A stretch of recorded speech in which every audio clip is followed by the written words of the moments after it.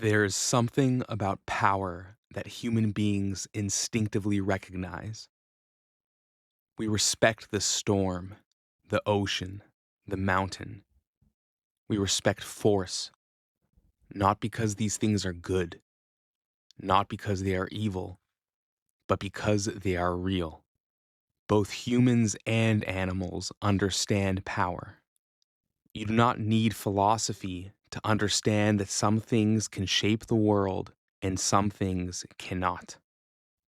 Ancient humans often represented this force through the image of the bull.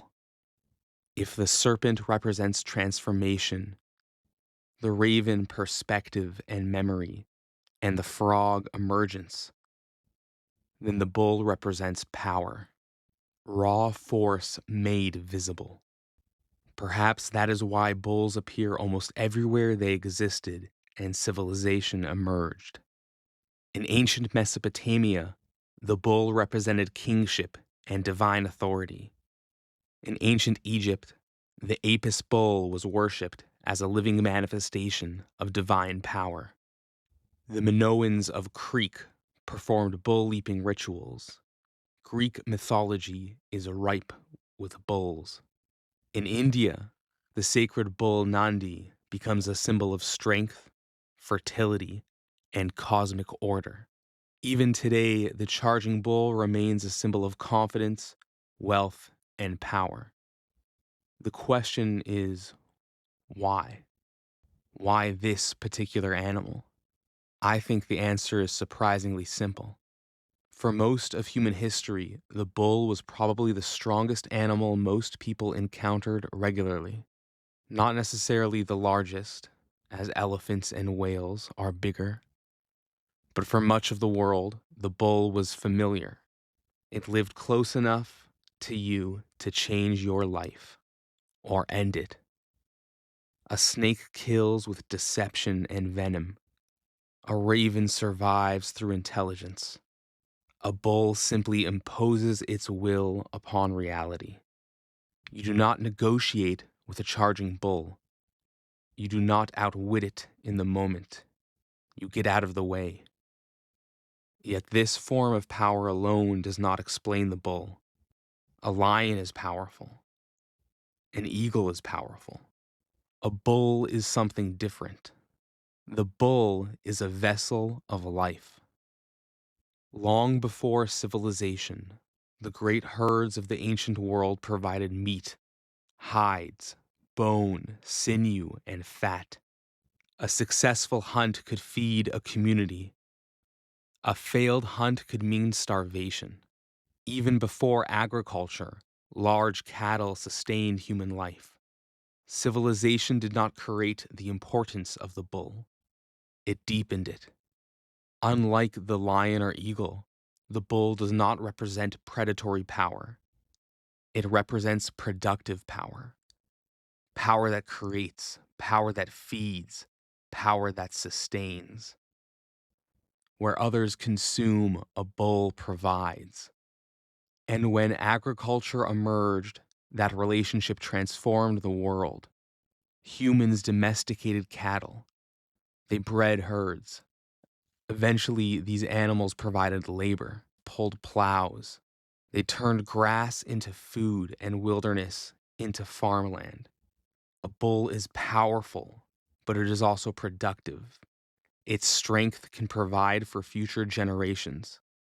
We did not merely kill the bull, we harnessed it. The wild ancestor of modern cattle was the aurochs. Massive horns, enormous size, a beast of aggressive temperament. To our ancestors, it would have seemed less like livestock and more like a living tank. What is remarkable is that we placed a yoke upon its descendants. We forced them to pull plows, build fields, to feed cities, to support civilization. Civilization itself, in some sense, is wild strength placed under yoke. Power and order makes civilization. Perhaps that is why cattle became so valuable. A bull was not merely an animal. It represented food, labor, wealth, status, future prosperity. The bull became concentrated and stored power. And this brings us to sacrifice. Across the ancient world, bulls were sacrificed again and again. At first, this seems strange. If the bull represents power, why destroy it? But sacrifice is not about destruction. It is about value. Nobody sacrifices weeds. Nobody sacrifices stones. You sacrifice something precious, something powerful, something difficult to replace. The sacrifice of the bull is the surrender of power. It is the recognition that power itself is not the highest thing. That is why the story of the golden calf is so fascinating. The calf is not merely an idol. It is power worshiping itself. Strength detached from transcendence. Wealth elevated above wisdom. Force above truth. The Hebrews do not choose a raven. They do not choose a serpent. They choose a bull, the thing that visibly demonstrates power, fertility, and prosperity. The critique is not of cattle. The critique is of making power the highest good.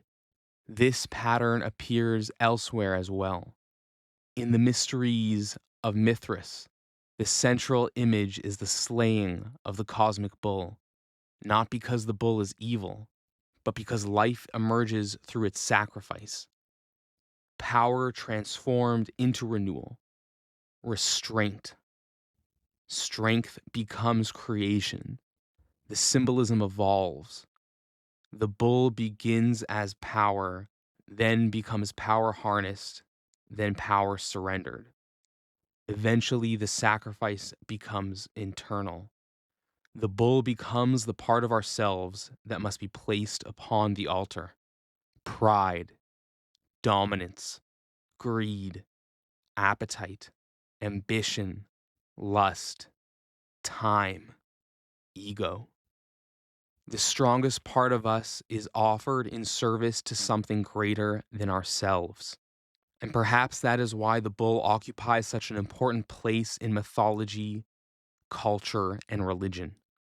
The bull stands between nature and civilization, between force and order, between power and wisdom.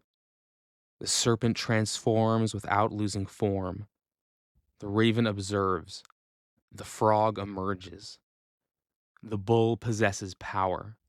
The sacrifice of the bull teaches the proper order of power, because power alone can plow a field. Power alone can build an empire. Power alone can conquer a nation. But power alone, by itself, cannot tell us what those things are for. And that may be the deepest lesson of the bull. The highest thing is not power. It is not worshiping that power. The highest thing is what power serves.